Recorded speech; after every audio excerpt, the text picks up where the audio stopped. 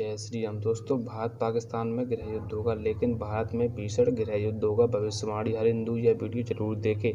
पाकिस्तान के पास सबसे बड़ा हथियार उसका परमाणु बम नहीं, बल्कि भारत पे बसे 30 करोड़ मुसलमान हैं।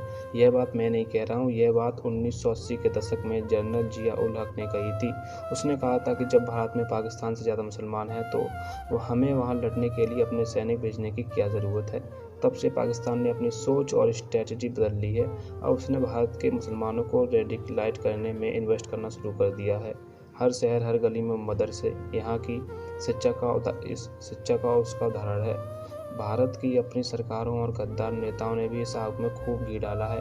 आज अगर मोटा आकलन करें तो पाकिस्तान ने अपनी सोच स्ट्रेटजी बदल ली है। अब उसने भारत के मुसलमानों को रेडिकलाइज करने में इन्वेस्ट करना शुरू कर दिया। हर शहर, हर गली में मदरसे यहाँ की शिक्षा उसका उदाहरण है। भारत की अपनी सरकार और गद्दार नेताओं ने भी इस आग में खूब घी डाला है। आज अगर मोटा आकलन करें तो भी कम से कम 50% मुसलमान इस्लामी कट्टर हो चुका है। संख्या में यह कितने हुए? 30 करोड़ का 50% यानी कि 15 करोड़, जबकि भारत के पास लगभग 15 लाख सैनिक की फौज है, मतलब पूरे भारत की फौज से 100 गुना अधिक।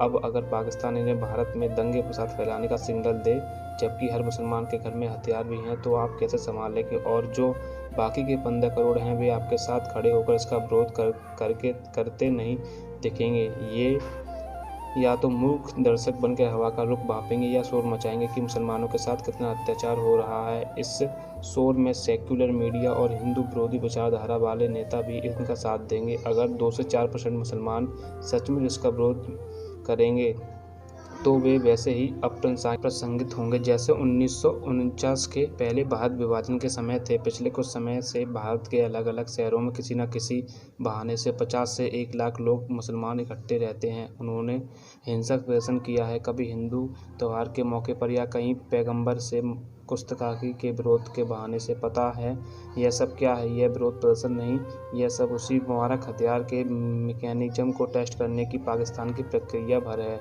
सबूत: भारत में 1965 तक एक मुसलमान रेजिमेंट में थी जिसमें मुसलमान समुदाय के लोग थे। पाकिस्तान से युद्ध में उन्होंने पाकिस्तान पर हमला करने से मना कर दिया था, तब उस रेजिमेंट को तोड़ा गया था।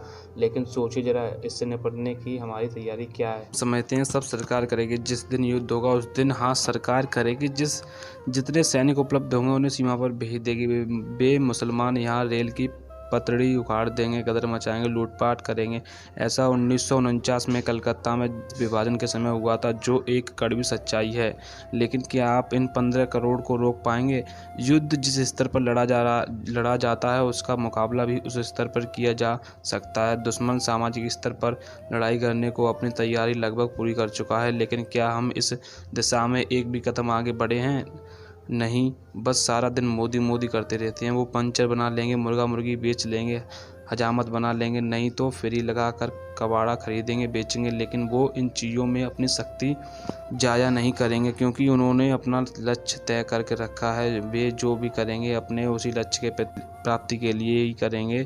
हाँ, उनके कुछ लोग जो कुछ प्रशिक्षित हैं, वे इन मुद्दों पर सार्वजनिक रूप से सीमित मात्रा में बोलते देखे जा सकते हैं, जो सिर्फ आपको व्यवस्था के प्रति आकर्षित करने के लिए हैं। वे सिर्फ मुद्दे को लोगों के बीच उकसाते हैं और फिर अलग हो जाते हैं, और वहाँ मौजूद हम और आप उस मुद्दे के पक्ष विपक्ष में वाकया युद्ध में संलग्न होकर अपने आपसी रिश्ते बिगाड़ते हैं और वे तमाशा देखते हैं। ये भी उनकी स्ट्रेटजी का हिस्सा है, जिसे हम हिंदू भाप नहीं पाते।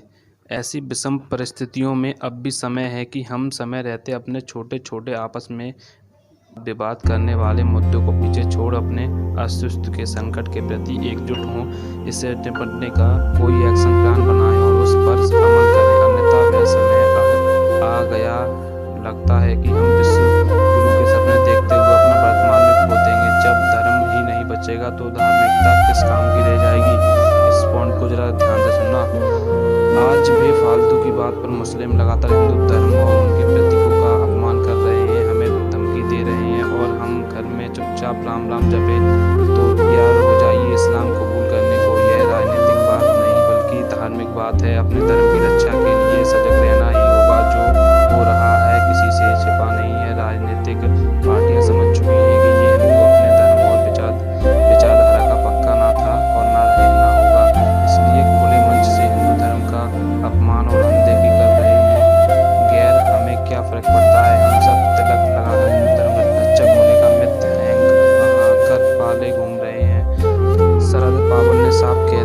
मुस्लिम सरकार बनाते हैं, यानी हिंदू वोट करता ही नहीं या उसको वोट का मोल ही नहीं रह गया।